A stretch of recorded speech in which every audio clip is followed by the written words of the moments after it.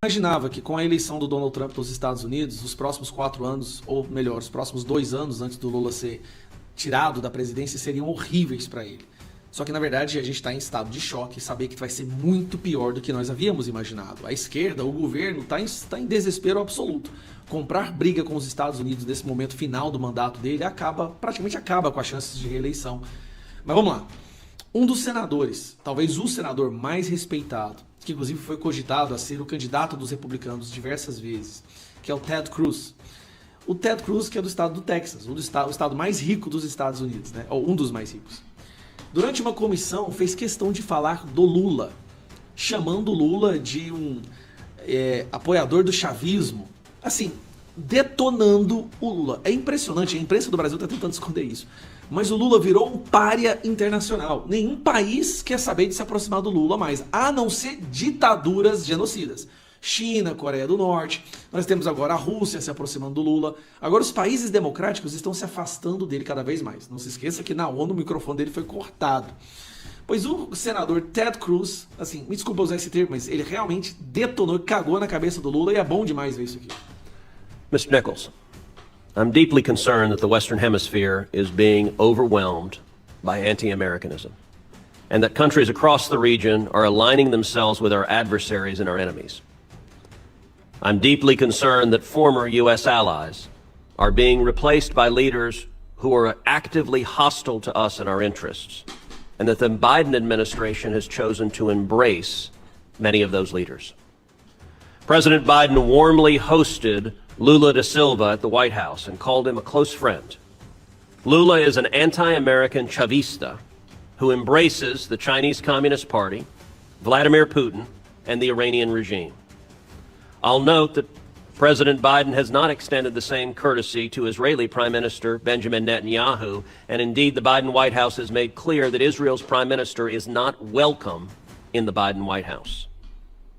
Now, one of the very insidious ways that our adversaries and our enemies have infiltrated the region is through corruption. China, Russia, and Iran all exploit endemic corruption, including and especially corruption driven by left-wing movements to advance their geopolitical agendas. Congress, and specifically this committee, has recognized the importance of combating such corruption and have given you powerful tools, in particular under Section 7031C, sanction authorities. The Biden administration has used these sanctions repeatedly across the Western Hemisphere, but not, I'm dismayed to say, not against the left-wing anti-American communists who are aligning with Russia and China and Iran. Quite Brasil, no caso. the opposite. Again, the Biden administration has looked the other way at malign behavior from such actors. Well, Brazil. Bolsonaro, a pro-American leader, was replaced to the Biden administration's cheering with an anti-American radical Lula. And there is corruption likewise in the Lula government. In February, Lula allowed 2 of Iran's most advanced warships to dock in the port of Rio de Janeiro. The United States opposed that act, at least formally. In fact, the United States sanctioned those ships with what are supposed to be powerful designations, and yet it happened. I believe the Lula government's corruption played a significant role in their decision to ignore the Biden administration and allow the docking. Do you agree with that assessment? And has the Biden administration enforced any sanctions related to that instance, and in particular to the Brazilians providing material support to the Iranian ships? The administration engaged our partners throughout the hemisphere, and we're very pleased that the Iranian ships were not able to dock anywhere else. We're deeply disappointed that one of the 2 ships was able to dock in Brazil, the other was offshore. I refer you to OFAC for any additional information on Has the Biden administration sanctioned the Brazilian government led by Joe Biden's self-described good friend, the anti-American leftist Lula? Have you sanctioned the Brazilian government for violating U.S. law and allowing the Iranian ships to dock? I would refer you to OFAC as to whether or not they've made a determination that action violated. You don't know whether you've sanctioned Brazil? I would refer you to OFAC. Do you know? I would refer you to OFAC. Do you know the answer? That's a yes or no question. Do you know whether the Biden administration has sanctioned Brazil? I am not aware of any sanctions with regard to that specific situation. Nor am I, and that's the problem. Nós estamos vendo em todos os níveis do governo americano, Senado, deputados federais, os congressistas nos casos, né? Agora, obviamente, Donald Trump, uma mobilização para realmente ir atrás do Lula. Porque o que eles estão percebendo? O Lula está entregando o Brasil para o eixo do mal, o eixo da ditadura, que é esses países que ele mencionou, Irã, Rússia, China, se tornando cada vez mais anti-americano. Um país que sempre foi parceiro dos Estados Unidos. Tínhamos os Estados Unidos como nosso parceiro comercial número 1, agora já é a China, graças a políticas de esquerda. O Brasil virou um celeiro da China, completamente dependente economicamente falando. E aqui a gente está vendo agora a mobilização para ver com sanções contra o Brasil. Isso sem falar as sanções jurídicas que vai acontecer em relação aos ministros do STF que participaram da instalação dessa ditadura, que eles pintam de democracia relativa ou sistema judiciário relativo, mas que na verdade é reconhecido hoje por grande parte do mundo como sendo sim uma ditadura que persegue seus opositores políticos. Muita coisa vai acontecer. Eu sei que o governo daqui está tentando passar essa mensagem de que não vai dar nada, isso aí quem tem a perder é ele, muito pelo contrário.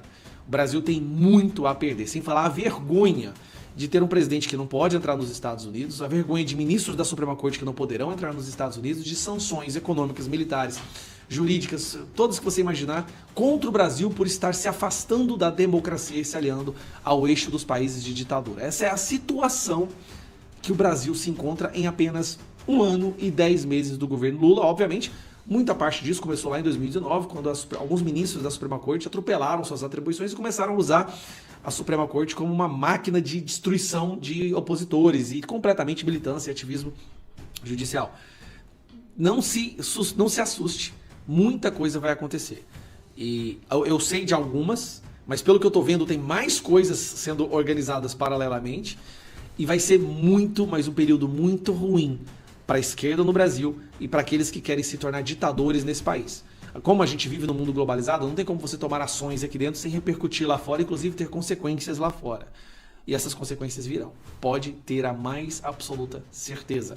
Tanto é que o Drácula, né, Humberto Costa, senador do governo, líder do governo no Senado, disse que sim, eles temem que há retaliações dos Estados Unidos e retaliações essas que poderão prejudicar muito a possibilidade do Lula se reeleger. Eu acho muito difícil que o Lula sequer vai se candidatar, sinceramente. E sem falar na crise econômica, na explosão dos gastos do nosso governo, eu acho muito difícil que o Lula sequer tente ir para a reeleição. Agora o que a gente precisa fazer, obviamente, é tornar Bolsonaro elegível. Eu acho que vai ter muita pressão dos Estados Unidos nesse aspecto também. E fazer o maior número de senadores para a gente poder botar o STF de volta na caixa, para fazer o que ele foi designado originalmente para fazer. Um abraço.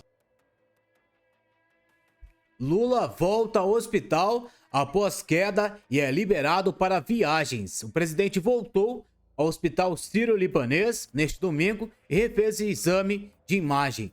Ele está em observação após bater a cabeça ao escorregar na Alvorada em 19 de outubro. Outra informação, os movimentos de Alckmin de olho em 2026. O ex-tucano que caiu nas graças do petismo procura suas bases em São Paulo. Especulações sobre os seus planos para as próximas eleições. Há quem aposte que ele quer ser governador de novo. Vou trazer aqui para vocês as principais informações do dia de hoje.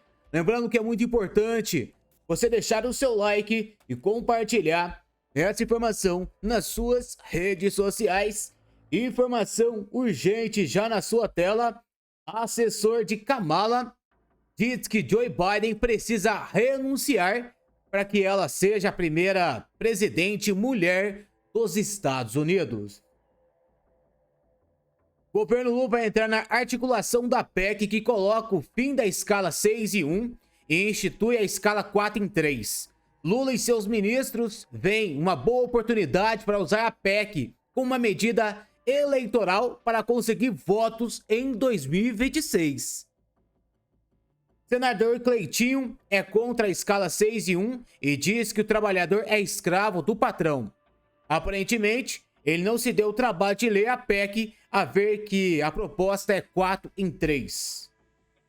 Aqui é o senador Cleitinho. Eu queria muito que esse vídeo fosse mostrado para o Brasil inteiro. Então peço para você compartilhar esse vídeo. E dependendo da sua ideologia, de esquerda e de direita, o que eu quero mostrar para vocês aqui é falar sobre essa questão da escala, né, de 6/1 do trabalhador. Então eu queria fazer essa comparação do trabalhador com o político, para mostrar para você que é o patrão, você que é o trabalhador, que você hoje é empregado, é escravo do político. A lógica seria o quê? O político servir, mas é você que serve o político. Então eu vou fazer essa comparação. Quero mostrar primeiro aqui para vocês aqui a escala de 6/1, o que o trabalhador trabalha, o que ele tem descanso. Depois eu vou mostrar do político. Então vamos lá. Nessa escala de 6/1, você vai tirar um mês já, que é o mês de férias. Então você vai contar aí 11 meses. Se ele faz 6/1, então quer dizer que na semana ele trabalha 6. A semana tem 4, então você vai somar 4 vezes 6. Dá o quê? Dá 24. Então 24 vezes 11 meses. Vamos lá então, aqui ó. Mostra aqui pra eles aqui ó. O trabalhador, isso é média que eu tô fazendo, tá gente? O trabalhador fez o quê? 264 dias de trabalho nessa média. Sabe quanto que ele teve de descanso? Olha isso aqui. 101 dias de descanso. Ah, gente, agora eu quero mostrar aqui pra vocês do político. Você sabe qual é a escala do político? 3/4. 3/4. Aí eu queria começar falando o seguinte pra vocês. No mês de janeiro já não trabalha. Então eu vou colocar, eu vou fazer diferente, tá? Do político aqui eu vou mostrar quanto que ele não trabalha. Então mês de janeiro já vamos colocar aqui a média, eu tô fazendo média. 30 dias. Coloquei aqui. Só que tem o quê? Tem o mês de julho também, que tem 2 semanas de recesso. Então, nesse mês de julho, trabalha só 2 semanas. Se a gente trabalha, então, durante a semana, são 3, porque não é 3/4, então seria 6 dias dessa semana de julho, né? Então você vai colocar 30 menos 6, vai dar 24, gente, aqui, ó. Então eu coloquei mais 24 dias sem trabalhar. Então eu peguei 10 meses. 10 meses, então se é 3/4, quer dizer então que a gente fica 4 dias, né, da semana sem trabalhar. Então quer dizer que o mês tem 4 semanas, então o que você vai fazer? 4, 8, 16. Então 16 dias vezes 10 meses. 16 dias vezes 10 meses dá 160 dias. Então você quer ver quanto que o político não trabalhou? Tá aqui, ó, coloquei aqui pra vocês aqui, ó. Olha isso aqui, mostra aqui. 214 dias sem trabalhar. 214 dias sem trabalhar. Sabe quanto tempo que ele trabalhou? Dos 365 dias? 151 dias. 151 dias. Então tá aqui, ó, trabalhador versus político, né? O trabalhador trabalhou 264. Olha quanto o político trabalhou, 151. O trabalhador descansou, 101. Olha quanto o político descansou, 214. É o dobro. É o dobro. Ah, eu queria falar pra vocês, viu? Esse ano ainda é um ano atípico do político, porque teve eleição. Então quase setembro e outubro também não teve trabalho. Nesse mês de novembro agora, tem agora o feriado, né, da consciência negra. Isso vai dar no meio da semana, numa quarta-feira. Sabe que quando acontece quando dá no meio de semana também? Não tem nada. Então essa média aqui, ó, de 214, ela sobe. E eu quero falar pra vocês o seguinte, lá é terça, quarta e quinta que a gente tem que estar lá pra aprovar projeto pra vocês. Terça, quarta e quinta. Então faço uma pergunta pra vocês. É justo essa escala do trabalhador 6/1 e do político 3/4? Se você que é o patrão, se você tem que ralar para pagar o meu salário, que é senador, aí outra coisa. O trabalhador tem benefício? Ele tem direito a auxílio moradia? Ele tem direito a plano de saúde vitalício? Ele tem direito de auxílio alimentação? Ele tem direito de carro oficial? Ele tem direito de gasolina? Ele tem direito? Não, o político tem. Aí eu faço uma pergunta, é justo? E para finalizar, eu queria só falar uma coisa. Quanto que é o salário mínimo hoje do trabalhador brasileiro? 1.000 e quanto? 1.400. Você sabe quanto que é do político? 40 mil. Eu quero só falar uma coisa, independente dessa questão de ideologia de esquerda e de direita, eu sou povo, eu trabalho pro povo, eu vou defender sempre o trabalhador. Então eu queria só fazer esse levantamento aqui para toda a população brasileira, para deixar esse questionamento. É justo o trabalhador fazer uma escala de 6/1 e o político fazer uma escala de 3/4? Deixa no comentário aí, tamo junto.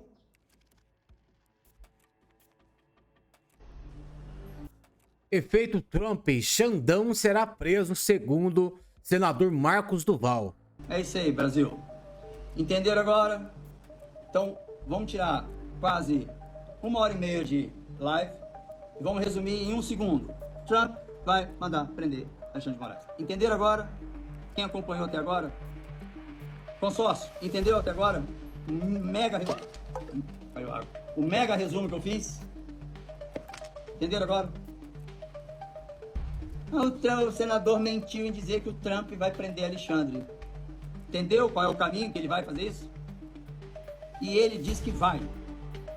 E o Eduardo Bolsonaro hoje confirmou que esteve com ele ontem e ele reconfirmou que vai fazer isso. Primeiro ato. Ah, Denilson, espera um pouquinho. Sai não. A questão do Felipe Martins e a tal falsificação da documentação dele ter tido entrado ou saído dos Estados Unidos, como acabou respingando na Defesa Nacional Americana, isso está agora no Pentágono. Desculpa, mas o Pentágono está te investigando, ministro. Estou te adiantando porque... Então, mesmo com o Biden, o Pentágono já está lá com o seu nomezinho investigando, porque o agente federal que fez a ação a seu mando botou seu nomezinho lá. Se você não estava sabendo, porque você não deixa nem os brasileiros que estão presos saber por que está preso, se acontecer alguma coisa de ser preso, uma delas é essa. Eu já estou te avisando que aí você já, para não dizer que, poxa, não fui nem comunicado e me prenderam. Cadê meu direito de defesa? Então, reforçando, Tribunal Penal Internacional pode, sim, prender uma única pessoa em um país que é signatário por estar cometendo violações contra os direitos humanos. Quem é que se encaixa nesse perfil? Você. E todos que estão compactuando. Presidente Rodrigo Pacheco, compactuando com isso, Vossa Excelência entrará também nessa lista do Tribunal Penal Internacional. Olha que o jogo ontem mudou. Vocês perderam. Acabou.